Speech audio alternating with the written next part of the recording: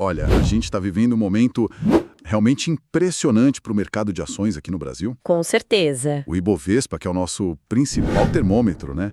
Ele engatou uma alta que, nossa, chama muito a atenção, já passando dos 180 mil pontos. E com recorde novo, né? Exato. Acabamos de ver um novo recorde agora. O índice chegou a 184 mil pontos. E aí, claro, surge aquela pergunta. O que está por trás de todo esse otimismo? Uhum. E talvez a mais importante, com tudo subindo tanto, será que o trem já partiu? Ainda dá para achar alguma oportunidade de investimento com preço bom? Pois é, essa é a grande questão. E a ideia hoje é a gente olhar para essa situação por, assim, dois ângulos diferentes. Ok. Primeiro, vamos dar um passo para trás, entender o cenário maior, o que está acontecendo na economia que está puxando a bolsa para cima, e vamos ver que isso tem um lado histórico bem peculiar. Interessante. E depois a gente vai pegar uma lupa mesmo e olhar de perto algumas empresas de setores diferentes que, por incrível que pareça, mesmo com essa euforia toda, ainda parecem estar com preços bem interessantes se a gente analisa os fundamentos delas. Excelente. Então vamos começar pelo que parece ser o combustível desse foguete. Os dados mostram uma entrada, assim, massiva de capital estrangeiro. Gigantesca. Só em janeiro de 2026 entraram quase 20 bilhões de reais. Para a gente ter uma ideia, isso é praticamente tudo que entrou no ano inteiro de 2025. É muito dinheiro. A minha dúvida é, essa festa é só aqui no Brasil ou, sei lá, tem mais gente convidada? Essa é a pergunta-chave. E a resposta aqui, não é um fenômeno exclusivo nosso, não. Ah, não é. Não. O que a gente está vendo é um movimento mais amplo, sabe? Uma realocação de capital global na direção de mercados emergentes. O Brasil está surfando essa onda. Entendi. Mas o que eu acho fascinante de verdade é quando a gente coloca isso num contexto histórico mais longo. Tem um estudo que compara a nossa bolsa com a bolsa americana desde 1968. E a conclusão, olha, quebra muitas expectativas. Ah, essa comparação sempre gera um debate, né? A aposta geral é sempre que o mercado americano é mais seguro e, no fim das contas, mais rentável, não é isso? Exatamente, essa é a percepção de todo mundo. Mas o estudo mostra que, se você dolarizar os retornos e ajustar pela inflação, o retorno médio anual das duas bolsas desde 1968 foi praticamente o mesmo. Como assim? Por volta de 6,4% ao ano, para as duas. Espera aí, isso é muito contraintuitivo. Como assim o retorno foi o mesmo? A jornada para chegar nesse resultado deve ter sido bem diferente, imagino eu. Completamente diferente. E aí está o ponto central. A volatilidade. Ah, O estudo descreve a Bolsa Brasileira como sendo extremamente cíclica. Nós temos períodos de euforia, assim, absurda, com altas que chegam a 1.000%, 2.000%, até 3.000% em dólar. uau! E isso é seguido por quedas devastadoras, de 80% a 90%. É uma verdadeira montanha-russa. Entendi. Enquanto o mercado americano é mais... É uma subida muito mais gradual, com solavancos bem menores. E essa natureza cíclica? Como é que isso se parece na prática? Dá para dar um exemplo? Claro, pense no período entre 2003 e 2011. Enquanto a Bolsa Americana subiu cerca de 60%, a Bolsa Brasileira, em dólar, disparou 800%. 800%. 800. É um potencial de ganho imenso, mas que vem com um risco na mesma proporção. A grande lição aqui é que quem investe no Brasil precisa ter uma visão de longo prazo e, principalmente, estômago para aguentar essas oscilações violentas. Certo. Mas se a nossa bolsa é tão cíclica assim, como é que a gente sabe em que ponto do ciclo nós estamos? A gente está no começo da festa, no meio ou já perto da hora de ir embora? Essa é a pergunta mais difícil de responder em finanças. Não existe um sino que toca no topo ou no fundo do mercado, né? Sei. Mas a gente pode olhar para algumas pistas. O fluxo estrangeiro que você mesmo mencionou é uma delas. Historicamente, quando o capital gringo começa a entrar com força, ele tende a alimentar ciclos de alta que podem durar alguns anos. Ok, essa é uma pista. Outra pista é olhar para as avaliações das empresas, o famoso valuation. Se a maioria das empresas ainda está com preços razoáveis em relação aos seus lucros, como a gente vai discutir, isso sugere que ainda há espaço para subir. Isso me leva a outro ponto. Com 20 bilhões entrando só em um mês, por que esse dinheiro todo não inflacionou o preço de todas as ações? Como é possível que ainda existam essas pechinchas? Ótima observação. E a resposta está em como esse dinheiro entra no mercado. Grande parte do capital estrangeiro não vem de um analista escolhendo ação por ação. Ah, não! Não, ele entra através de fundos de índice, os ETFs, ou se concentra nas empresas mais conhecidas e com maior liquidez, as chamadas blue chips. Entendi. Isso cria uma distorção. As gigantes do Ibovespa sobem bastante, puxando o índice para cima, mas muitas empresas de altíssima qualidade, que talvez não estejam no radar principal desses grandes fundos, acabam ficando para trás. Ah, E é exatamente nesse espaço que a análise fundamentalista encontra as melhores oportunidades. entendi. Então o trabalho é fugir do óbvio e procurar valor onde a manada ainda não chegou. Faz todo sentido. Vamos então para essa análise mais detalhada? Onde que a gente pode começar a procurar? Um bom ponto de partida é o setor de seguros, que costuma ser mais resiliente, né? Um exemplo claro é a BB Seguridade. BB Seguridade. Atualmente, ela está sendo negociada a um preço sobre lucro, o PL, de 8,5 vezes. E a expectativa de dividend yield, que é o retorno em dividendos, está em 11% para este ano. 11%. E tem uma informação bem prática sobre ela que eu vi. Parece que tem dividendo vindo aí, certo? Exatamente.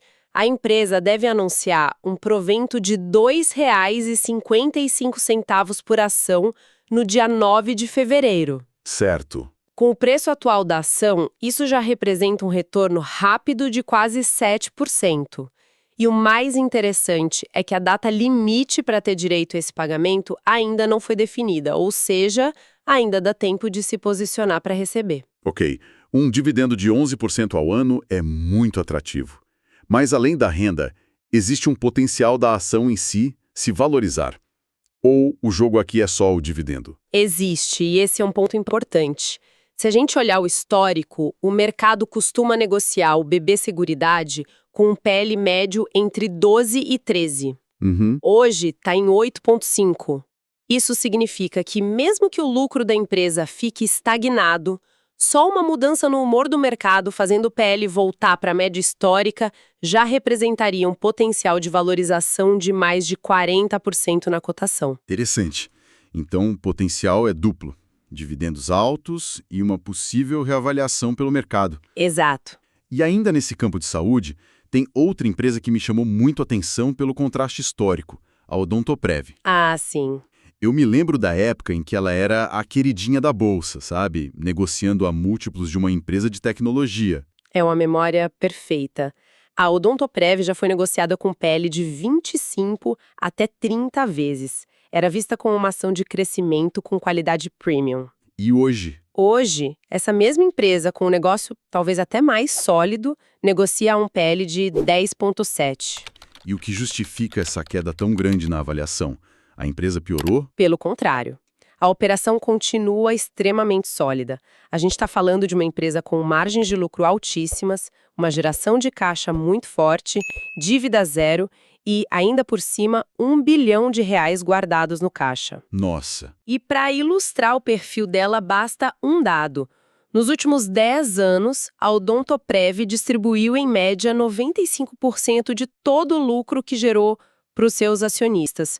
É uma verdadeira máquina de gerar e distribuir dinheiro. Impressionante. A queda na avaliação parece muito mais ligada a uma mudança de narrativa do mercado do que a uma piora nos fundamentos da empresa. Essa história da Odontoprev ser uma máquina de caixa me faz pensar em outro tipo de empresa que também costuma ter essa característica, que são as empresas industriais mais maduras, né? Que não precisam investir tanto para crescer. A Mali Metal Leve se encaixa nesse perfil, não? Perfeitamente. A Malha é um caso clássico de empresa industrial sólida. A cotação dela já subiu bem, foi de R$ 26 para R$ 35, mas mesmo assim os indicadores continuam atrativos. É. Sim, o PL estimado para este ano é de 7,5% e o dividend yield está na casa de 8,7%. E esse dividend yield pode até ser maior, pelo que eu entendi da política de dividendos dela. Exato! Esse rendimento de 8,7% já considera uma distribuição de lucros, o chamado payout, entre 60% e 70% do lucro total. Mas o normal, o histórico da empresa, é distribuir 95%. Ah, entendi. Se a empresa retomar essa política, o que é bem provável, esse dividend yield pode facilmente pular para a faixa de 11% a 12%. Isso me leva a um ponto que, para mim, é uma das maiores revelações da análise: o impacto real desses proventos no retorno do investidor no longo prazo. É aqui que a mágica acontece. Se a gente pegar o histórico da MAHLE desde 2011, o retorno da ação, olhando apenas para a variação do preço, foi de 121%. Um retorno bom. Bom, mas nada espetacular. Espere um pouco, isso é incrível. Quer dizer que se o investidor só olhasse a cotação da ação, ele perderia a maior parte da história? Exatamente, porque quando a gente adiciona os dividendos e assume que eles foram reinvestidos, o retorno total salta de 121% para quase 700%. 700%. Quase 700%. Isso significa que aproximadamente 80% de todo o ganho do acionista no período veio dos proventos. Uau! É quase como se o preço da ação fosse um detalhe e os dividendos fossem o evento principal.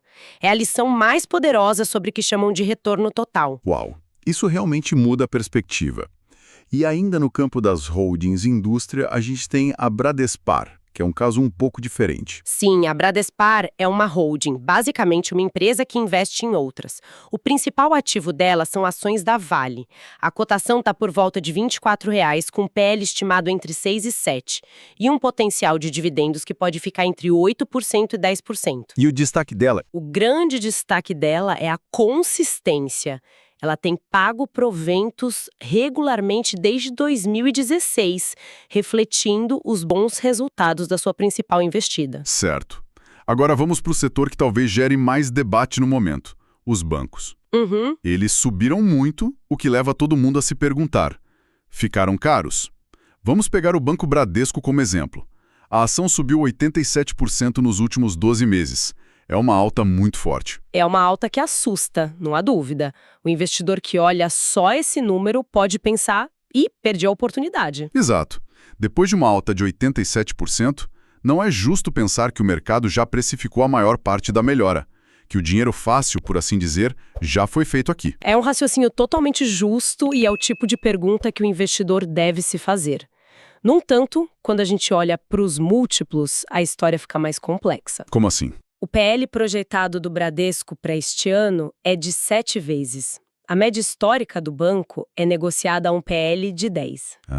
Ou seja, mesmo depois dessa alta toda, a ação ainda está sendo negociada com um desconto de 30% em relação à sua própria média histórica. Então a alta da cotação não veio do nada, ela foi acompanhada por uma melhora nos resultados. Precisamente. O banco está a caminho do seu 4º ano seguido de aumento nos lucros.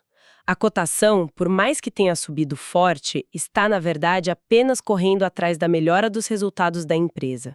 O preço subiu, mas o valor que a empresa gera subiu junto. E a gente tem outro exemplo no setor, o Banco ABC Brasil, que é menos conhecido, mas cujos números também impressionam. Sim, o ABC Brasil é um banco mais focado em empresas e os números são muito sólidos. A gente está falando de um PL de 5,9, negociando abaixo do seu valor patrimonial e com um dividend yield esperado de 8,5%. E o que mais chama a atenção nele? Para mim é a consistência. Se você olhar o gráfico de lucros do banco ano após ano, é uma escadinha quase perfeita para cima. A única queda relevante nos últimos anos foi em 2020, por causa da pandemia. Fora isso, é uma trajetória de crescimento muito resiliente. Ok.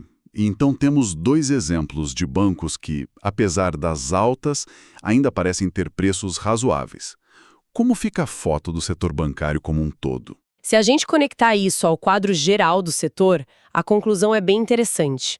Apesar de toda a alta que a gente viu, o setor bancário como um todo não parece caro. Não. Não.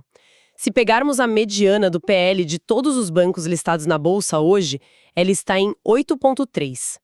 Sabe qual era a média dos últimos 10 anos? Qual? 8,1. Ou seja, estamos negociando praticamente em cima da média histórica. A euforia do preço ainda não se traduziu em múltiplos esticados para o setor. E com a perspectiva de economia continuar melhorando, a tendência é que os lucros dos bancos continuem crescendo em 2026, certo? Exato. E essa é a cereja do bolo. Com a expectativa de crescimento dos lucros, o PL projetado para o ano que vem fica ainda mais baixo do que a média atual. Entendi. Isso sugere que pode haver mais espaço para valorização, seja pela continuação do crescimento dos resultados ou por uma expansão de múltiplo, que é quando o mercado decide pagar mais caro pelos mesmos lucros, voltando para patamares que a gente já viu em outros ciclos de otimismo. Certo, vamos amarrar as pontas então. O que vimos hoje foi que a grande alta da Bolsa é alimentada por um forte fluxo de capital estrangeiro que faz parte de um movimento global em direção a mercados emergentes. A gente entendeu que a nossa Bolsa tem uma natureza de montanha-russa, com ciclos muito fortes de alta e de baixa. E vimos que, mesmo com o índice nas máximas, esse fluxo de capital não se distribui de forma igual, o que acaba deixando para trás empresas de alta qualidade em setores como seguros, indústria e até mesmo o bancário. E o bancário, como um todo, ainda negocia em linha com sua média histórica. Exatamente. Então, o que tudo isso significa? A grande lição parece ser que, mesmo no mercado que parece eufórico na superfície, os fundamentos das empresas continuam sendo a melhor bússola, né? Uma análise cuidadosa, que vai além do movimento geral do índice, ainda pode revelar excelentes oportunidades. Perfeito. E para encerrar, eu gostaria de deixar um pensamento final para reflexão. Vamos lá. Nossa conversa hoje se baseou muito em métricas de valor, como o PL, comparando os números atuais com médias históricas para dizer se algo está barato ou caro. Certo. Isso levanta uma questão importante. Se a história cíclica da Bolsa Brasileira nos ensinou alguma coisa, é que os ciclos podem ser longos e muito, muito intensos. A pergunta que fica no ar é: e se este fluxo de capital para mercados emergentes que está impulsionando o mercado agora estiver apenas no começo de um ciclo longo e forte? Se for esse o caso, como isso poderia redefinir o que a gente considera uma avaliação justa ou média para essas empresas no futuro? Talvez a média histórica que usamos como referência hoje não seja o teto, mas sim um novo piso.